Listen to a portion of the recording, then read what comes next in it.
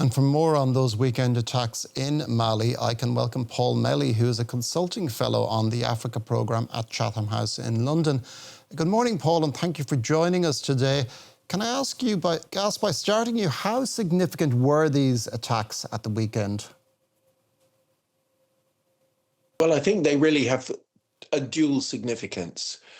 In Kidal, where your correspondent was talking about, this in a way takes us back to the situation before November 2023, because before then there was an autonomy agreement, which meant that in effect the far north of Mali was a series of autonomous regions, and Kidal was the sort of capital, if you like, of the one that was really very much at the heart of the Tuareg separatist movement. And the deal had been that they accepted decentralization while staying nominally, formally within the Malian state. But in some ways, the attack on Bamako, on Kati, and the attack around the Bamako area, if you like, because Kati is a garrison city on the edge of the capital, and on Sévaré and Mopti and Gao, these other towns, those are more significant, and particularly the killing of Defense Minister Sadio Kamara, because that shows, if you like, the powerful reach of the Jnim jihadist group. So you've got two armed groups at play here. You've got in the far north the Tuareg separatists, who are cooperating now with Jnim, with the jihadists. But then in these other cities, and particularly in the center, in Sévaré and Mopti, and in Kati, on the outskirts of Bamako, it really is the jihadists who are leading the attack. And this is a huge blow to confidence. The fact that they could even launch a truck bomb at the house of the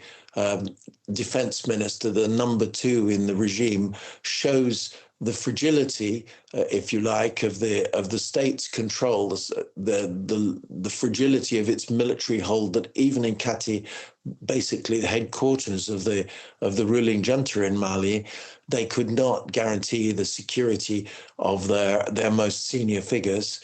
And it also comes about 7 months after a series of attacks that were launched by this same jihadist group attacking the main supply routes to Bamako, which is Mali is a landlocked country, so it depends on imported fuel and other key products. And the supply routes from the coast of West Africa, they were attacked repeatedly, basically from August onwards. So it highlights the fragility of the regime's control without actually formally replacing or overturning it. Now, we saw there Russian mercenaries which were engaged by the Malian military withdrawing from Kidal in the country's north. How much of a blow is this for the Bamako government? And is it a sense that even Russian mercenaries might be getting cold feet here? Well, I think it shows that the Russian mercenaries only have a limited capacity. We're talking about perhaps 1,500, 2,000 at the most. And that's in stark contrast to the situation in Mali before the military coup, when Mali had a military partnership with France, which had at least a couple of thousand troops in the country. But also, and people sometimes forget this, there was a very large United Nations peacekeeping force of probably 13 or 14,000 soldiers, many of them West African, and which helped to maintain in many localities a sort of basic essential degree of security and stability. So even though the jihadist groups were still active, the UN force was keeping things calm. And at the same time, you had this peace agreement with the Tuareg separatists in the north, which meant that the army, in a sense, although it was some soldiers resented the fact that the separatist groups had this effective military control.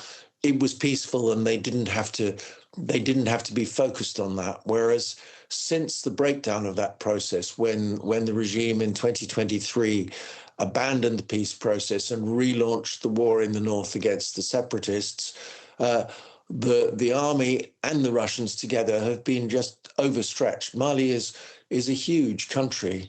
We're talking from Kidal down to Bamako, perhaps more than 1,500 kilometers. It's a vast distance, and they've just been unable to cope. And the Russians, with 1,000 or 2,000 mercenaries, can't really replace the scale of the previous international presence, the UN and the French together, which was probably about 15, 16, 17,000 troops at its height. So now, the situation is very fragile.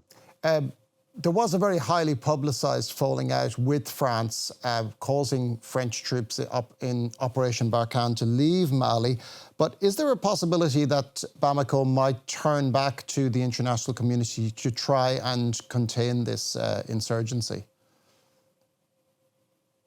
I think it may be possible, but there are a couple of obstacles. It's not really the rift specifically with France, which is the challenge. It's the fact that since 2020, and particularly since a follow-up coup the next year, Mali has been run as a military regime that has rejected, at least for a 5-year period, any model of elected civilian government.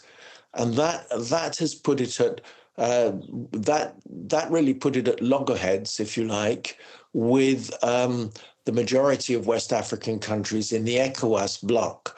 Now, Mali and Burkina and Niger, which have also fallen under military regimes with the same sort of agenda, they've all pulled out of ECOWAS.